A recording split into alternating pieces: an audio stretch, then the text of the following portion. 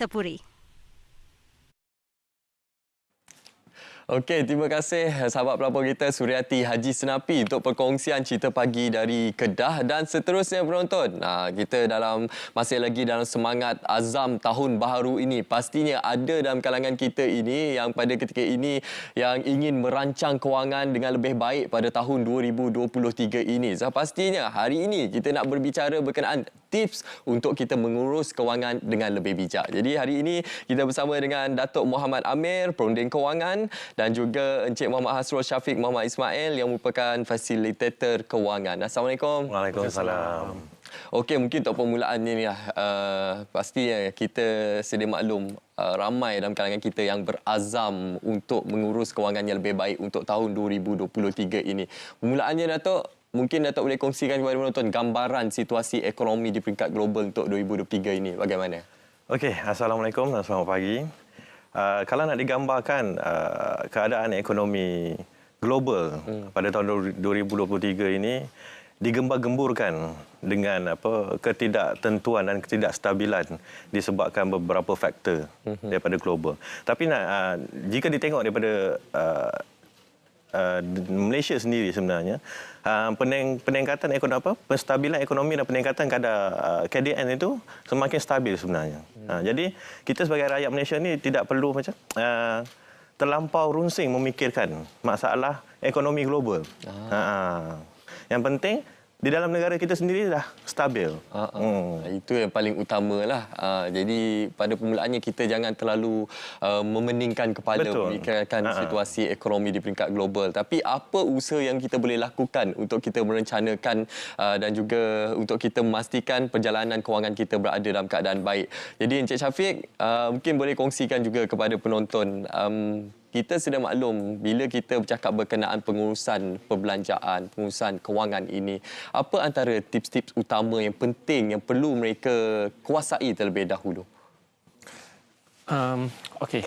So pertama sekali kalau kita nak kuasai kita punya kewangan kita, kita nak perbaiki kita punya bajet bulanan dan sebagainya. Pertama sekali tips dia adalah untuk kita merancang kewangan kita.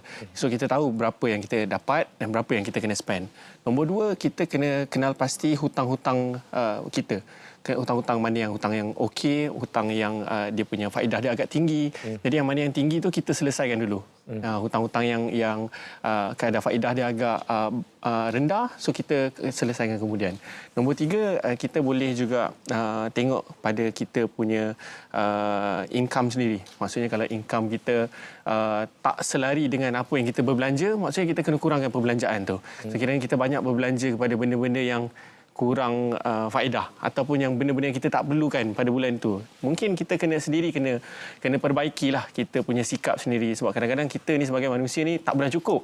Betul. Kita tengok dah dapat income banyak ni, kita tengok kawan pakai macam ni, kita pun nak macam tu. So yang tu kita kena perbetulkanlah. Sebab itu pada diri kita sendiri, walaupun macam mana dunia global ekonomi berubah macam mana pun, kalau kita sendiri tak mengubah benda tu, susah juga. Jadi berbelanja dengan berhemah lah. Kita berbelanja mengikut kemahuan, mengikut keperluan. Bukan kemahuan. Itu bahaya tu. Bahaya. Jadi bagaimana Datuk kita nak gambarkan kepada masyarakat luar sana? Ialah mungkin ada dalam kalangan kita yang pada ketika ini yang terjerat dengan situasi hutang-hutang yang jahat ni Datuk. Jadi bagaimana untuk mereka keluar daripada belenggu hutang ini Datuk? Okey, yang pertama sekali belenggu hutang ni ada dua kategori. Yang pertama yang masih boleh diselamatkan dan yang kedua yang tak boleh diselamatkan. Tapi yang tak boleh diselamatkan pun masih ada lagi jalan. Okey, kita ambil dulu pada mereka yang boleh kita selamatkan. Jadi setiap pinjaman yang kita nak buat sebenarnya tak kira siapa pun perlu meneliti pendapatan sedia ada.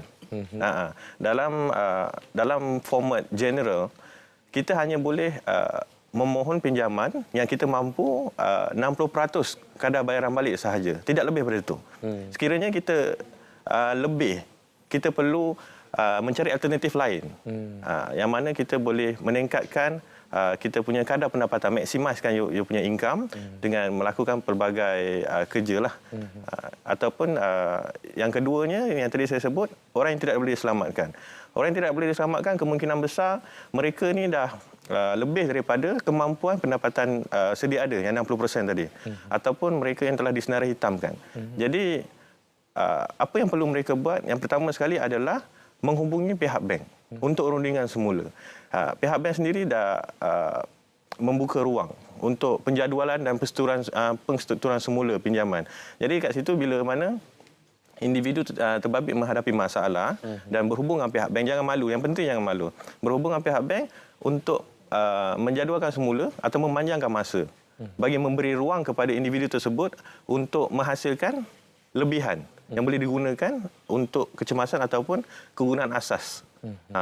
Macam tu. Okey, Datuk tadi ada menyentuh berkenaan kecemasan. Jadi Encik Syafiq mungkin boleh huraikan lagi kenapa pentingnya untuk kita mempunyai tabung ataupun simpanan kecemasan khususnya dalam situasi semasa ekonomi pada ketika ini, dan bagaimana untuk kita mengambil pandemik COVID-19 sebelum ini sebagai satu pengajaran utama untuk pentingnya kita mempunyai simpanan kecemasan. Yalah, kita maklum sebelum ini ada yang kehilangan punca pendapatan, kehilangan pekerjaan tetapi tidak mempunyai sebarang simpanan sekalipun. Jadi bagaimana untuk kita gambarkan kepentingan ini? Okey, betul sebenarnya tabung kecemasan ni sangat penting, tapi ramai orang yang tidak aware, tidak ada rasa nak buat tabung simpanan ni. Sebenarnya tabung simpanan ni tujuan utama dia adalah kita boleh guna as reserve lah. Sekiranya kita ada sebarang kecemasan, contohnya kereta rosak, yang benda-benda yang kita tak expect, kereta rosak, nak kena bayar bil medical ataupun tiba-tiba jadi macam pandemik, benda-benda yang kita tak expect. Jadi bila kita tak ada satu tabung untuk kita gunakan apabila berlakunya kecemasan, biasanya orang akan cenderung untuk buat pinjaman yang mereka tak perlukan. Cenderung untuk buat pinjaman dengan pihak-pihak yang inilah. Mungkin kalau dia dapat pinjam daripada bank, dia akan dapatkan pinjaman daripada bank. Tapi itulah salah satu puncanya kenapa berlakunya pinjaman dengan individu-individu yang tidak yang tidak tempat-tempat yang tidak baik lah yang kita sebut. Bila berlakunya kecemasan, mereka pun tak tahu nak pinjam dengan siapa. Pinjam dengan family tak dapat, pinjam dengan adik-beradik tak dapat. So the last option diorang ada ialah pinjam dekat tempat yang tak sepatutnya. Itulah yang akan menjerat individu-individu ni untuk terjerumus dengan kemelut kewangan yang lebih teruk. Itu sangat penting kita sampaikan kepada masyarakat di luar sana untuk kita membina azam baru supaya kita tidak terjerat dengan pengurusan kewangan yang teruk dan menyebabkan komplikasi yang lainlah dalam kehidupan kita. Betul. Jadi Datuk, bila kita bercakap berkenaan situasi semasa ni Datuk, mungkin ramai juga yang bertanya yang mungkin gusar terhadap peningkatan OPR yang mungkin akan berlaku sebanyak 2 kali pada tahun ini dijangkakan. Jadi bagaimana Datuk dengan situasi sekarang ini? Adakah sesuai pada ketika ini untuk kita menambah komitmen pinjaman seperti kita membeli rumah ataupun kereta baharu? Ada yang menyatakan tempoh pada ketika ini tidak sesuai untuk kita menambah komitmen. Jadi bagaimana pandangan Datuk sendiri? Pada pandangan saya setuju. Dalam tempoh pemulihan, sebenarnya kita kena tahan kita punya kemahuan daripada kita membelanjakan kepada tempat yang tidak sepatutnya. Contoh, macam pembelian kereta. Sekiranya individu tersebut sedia ada kereta, tak perlu lagi untuk menambah. Tapi sekiranya tak ada lagi banyak alternatif pengangkutan awam yang tersedia di Malaysia. Sebagai contoh yang terbaru adalah Grab, everything apa semua. Jadi penjimatan daripada membelanjakan ke arah tersebut boleh dikurangkan melalui cara beginilah. Selain tu, sekiranya tanya pendapat saya macam mana kaedah sekiranya kita masih ingin membeli aset-aset tersebut. Okey. Sebenarnya dalam pengurusan keuangan, sebelum kita membeli kereta contohnya, sepatutnya kita sendiri telah mengamalkan satu konsep yang mana pay first, get later. Bukan get first, pay later. Itu silap. Kita perlu bayar dulu baru dapat kemudian. Maksudnya apa? Dalam tempoh setahun yang pertama sebelum kita membuat pembelian kereta ataupun rumah, kita praktiskan diri kita untuk menyimpan jumlah wang yang sama dengan bulanan yang bakal kita bayar. Sebagai contoh, jika kereta kita bayar 600 sebulan, kita cuba simpan 600 sebulan dalam tempoh setahun. Andai kata kita dapat sustain untuk menyimpan tersebut, bermakna kita dah layak untuk tahun kedua untuk membeli kereta. Tapi sekiranya kalau kita masih kurang lagi untuk menyimpan. Malahan kegunaan asas sendiri kurang. Sometimes kita ambil dah. Simpan ni ambil. 2 bulan simpan, ambil. 2 bulan simpan, ambil.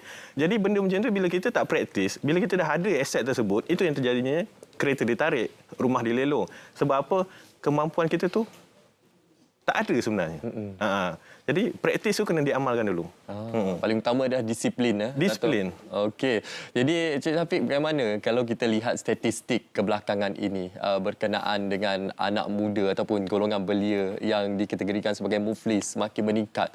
Jadi bagaimana untuk kita gambarkan tabiat-tabiat buruk dalam kewangan ini ialah bermegah semata-mata untuk bergaya, sanggup ikat perut semata-mata untuk memastikan segala keperluan dan juga kemahuan dapat realisasikan. Jadi bagaimana untuk kita gambarkan untuk tahun 2023 ini, kita tinggalkan semua tabiat buruk kewangan tahun-tahun yang lalu, kita bangkit pada tahun ini untuk menjadi seorang yang lebih berjaya dari segi pengurusan kewangan. Okey, nombor satu sekali betul. Ramai anak muda sekarang ni sebenarnya kita terikut dengan trend. Apabila kita tengok di media sosial orang yang tu pakai yang macam ni, kita pun teringin nak pakai macam tu. Tapi sedangkan kita tak tanya diri kita sendiri, adakah kita mampu untuk pakai macam tu? Sebab alternatif saya, kalau saya nak tanya macam ni, pada saya dekat dalam social media tu kita selalu akan nampak benda yang indah saja. Benda yang buruknya orang tak akan letak dekat dalam social media. Benda-benda muflis tak ada orang announce. Saya dah muflis ni, saya bangga. Betul kan? Jadi kita kena ada self-awareness terhadap pengurusan kewangan ni. Maksudnya kita kena cari ilmu, dapatkan ilmu.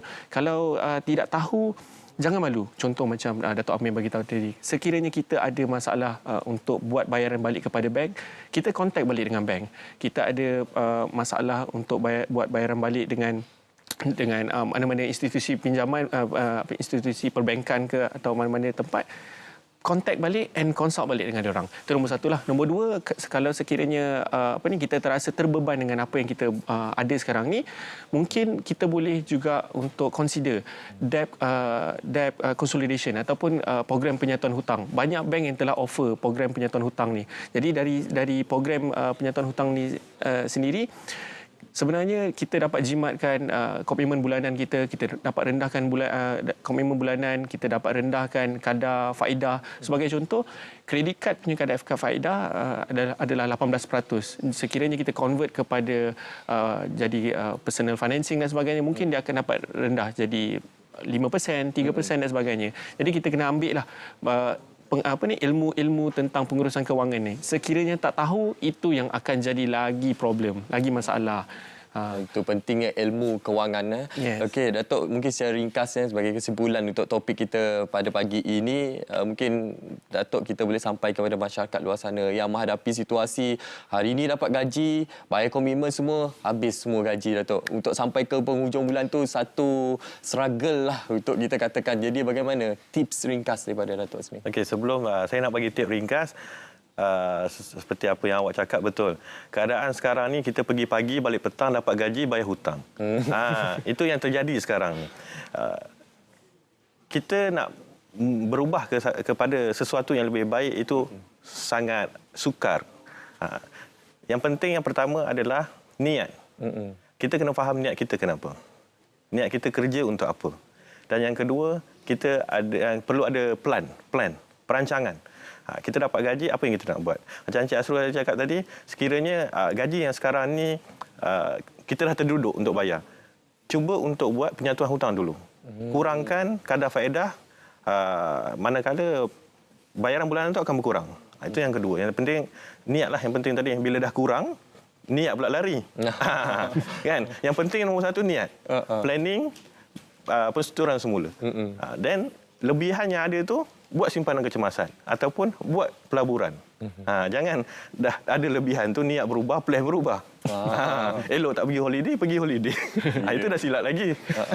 Itulah yang paling penting adalah untuk kita mempunyai niat terlebih dahulu. Azam untuk kita mengubah diri kita, untuk kita memastikan diri kita dapat mengurus kewangan pada tahap yang terbaik untuk tahun 2023 ini. Jadi terima kasih saya ucapkan kepada Datuk Muhammad Amir, Perunding Kewangan, dan juga Encik Muhammad Asrul Syafiq Muhammad Ismail, Fasilitator Kewangan, atas perkongsian pada pagi ini. Kita harap ianya dapat memberi sedikit informasi dan juga pengetahuan kepada masyarakat di luar sana, kepentingan untuk kita memiliki